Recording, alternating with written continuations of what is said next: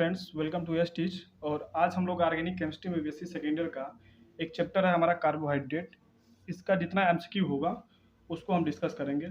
और मेरा आपसे रिक्वेस्ट रहेगा कि अपना नोट्स सामने ओपन करके रखिए, ताकि क्वेश्चन को देखेंगे और अपने नोट्स को एक बार रीड करेंगे तो कुछ आइडिया लगेगा कि एक्चुअली में क्वेश्चन कहाँ से बनने की संभावना है।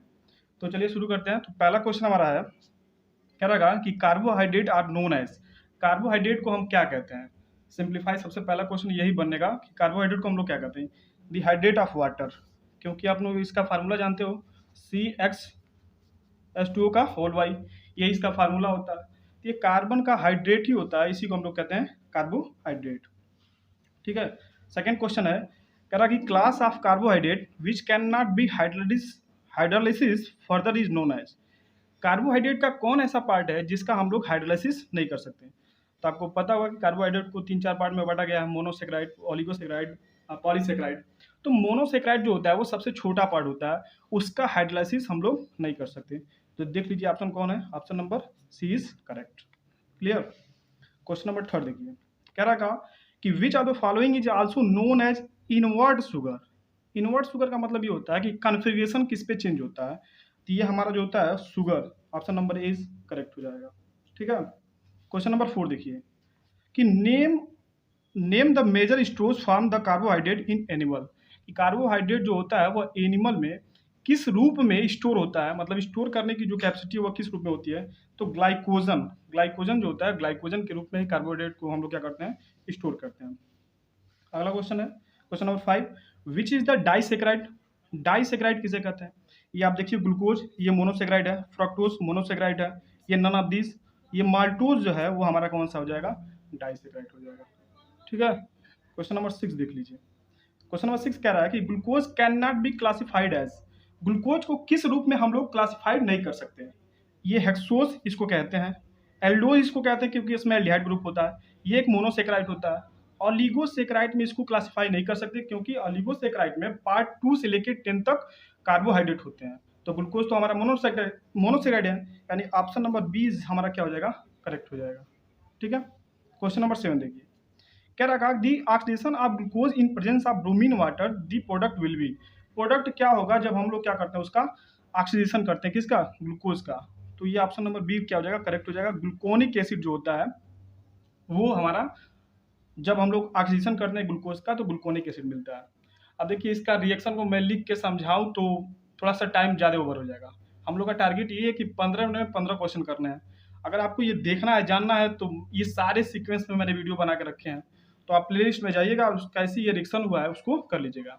इस वीडियो का केवल एक ही मोटिव है कि क्वेश्चन किस तरह जनरेट हो सकता है एमसीक्यू का, उस पर हम लोग डिस्कस करने वाले हैं। ठीक है।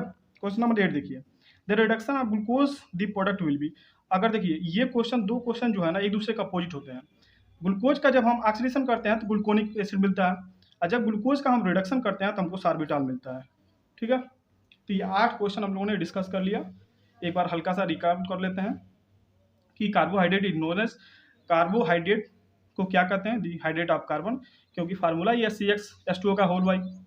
दूसरा है the class of carbohydrate which can not be hydrolysis further is known as, carbohydrate का कौन ऐसा क्लास है जिसको हम लोग हाइड्रोलाइसिस नहीं कर सकते, मतलब उसको तोड़ नहीं सकते, तो मोनोसेक्राइड हो जाएगा।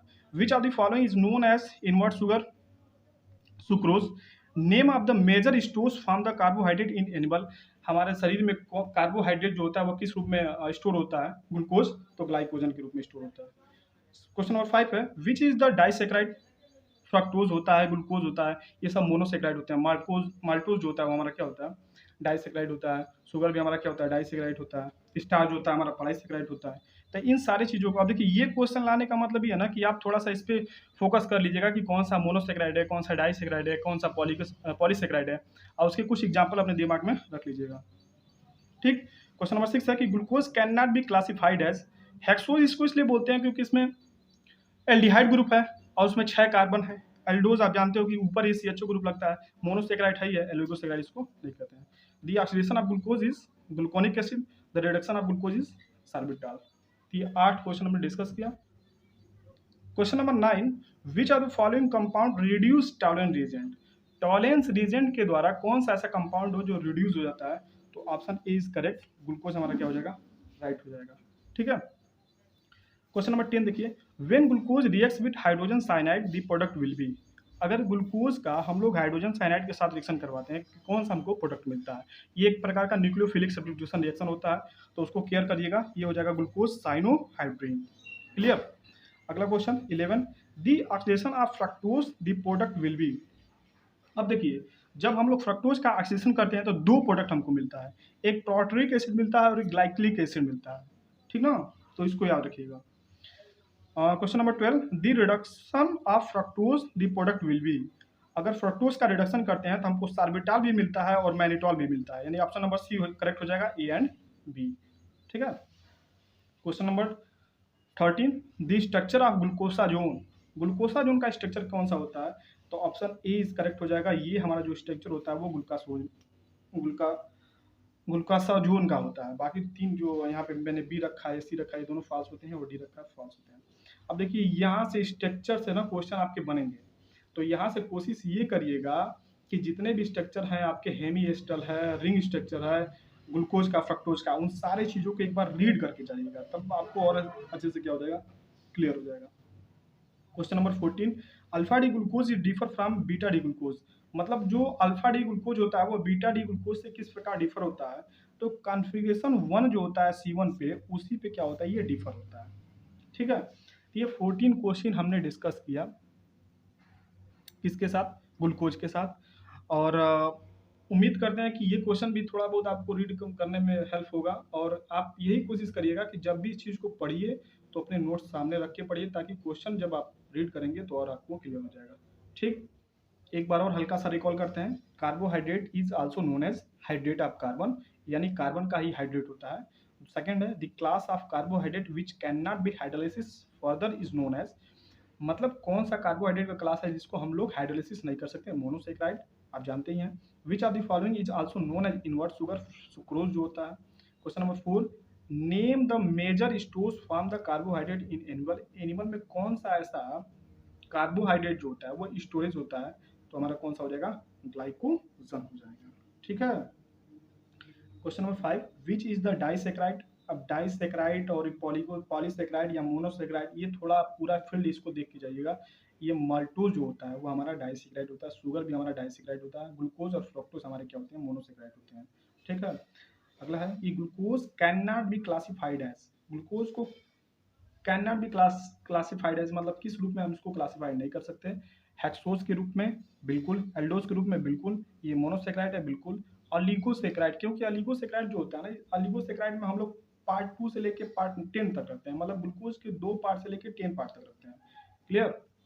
अब देखिए क्वेश्चन नंबर 7, कह रहा है the oxidation of glucose in presence of bromine water the product will. अब देखना कि the oxidation of glucose in presence of, अगर नाइट्रिक एसिड होगा तो प्रोडक्ट कुछ और मिलेगा, तो वहां पे सैकरिक एसिड मिलता है। तो यहाँ दोनों क्वेश्चन याद रखिएगा। देखिए, जब अगर प्रेजेंस का ब्रोमीन वाटर, तब तो हमारा ग्लूकोनिक एसिड सही हो जाएगा, लेकिन अगर प्रेजेंस ऑफ नाइट्रिक एसिड तो हमारा सैकरिक एसिड क्या हो जाएगा? करेक्ट हो जाएगा। ठीक। क्वेश्चन नंबर 8 देखिए, कह रहा है कि the reduction of glucose the product will B.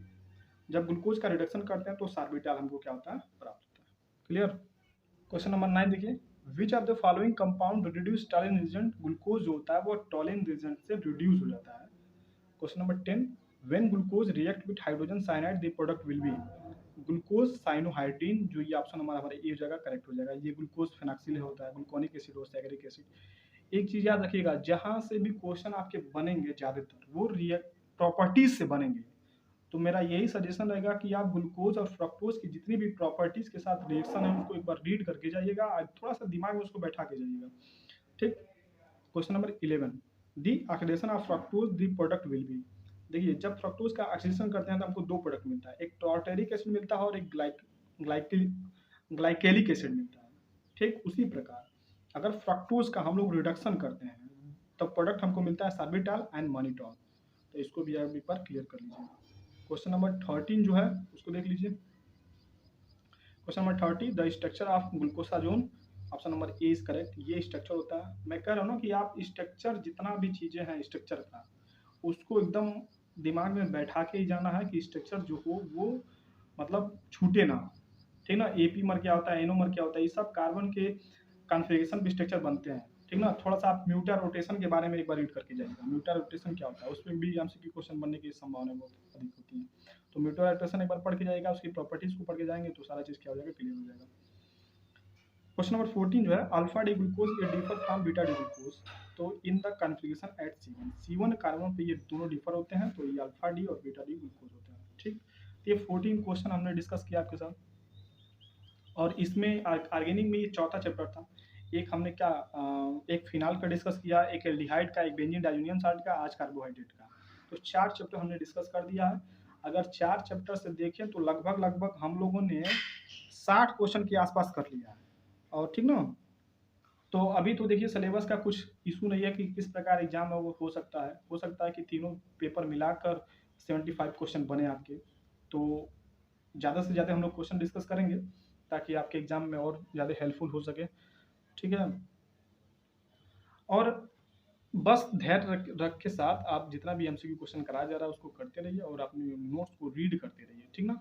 एक बार आइडिया यही है कि आप म्यूटा रोटेशन को और जितना भी स्ट्रक्चर का जो फार्मूला आपको बताया गया है, मतलब हेमी स्ट्रक्चर का, रिंग स्ट्रक्चर का, या हावर्थ स्ट्रक्चर का, तो उसको एक बार क्या करिएगा, रीड कर लीजिएगा और स्ट्रक्चर को काफ़ी बना के एक्सपीरियंस करके तब एग्जाम हॉल में जाइएगा, ताकि स्ट्रक्चर से क्वेश्चन पूछे तो आपसे मिस ना हो। बाकी ज़्यादा इस चैप्टर से क्वेश्चन बनने की मतलब प्रोबेबिलिटी नहीं है, जितना भी था मैंने आपके साथ डिस्कस कर लिया, ठीक है। तो मिलते हैं नए वीडियो में, तब तक के लिए टेक केयर, बाय बाय।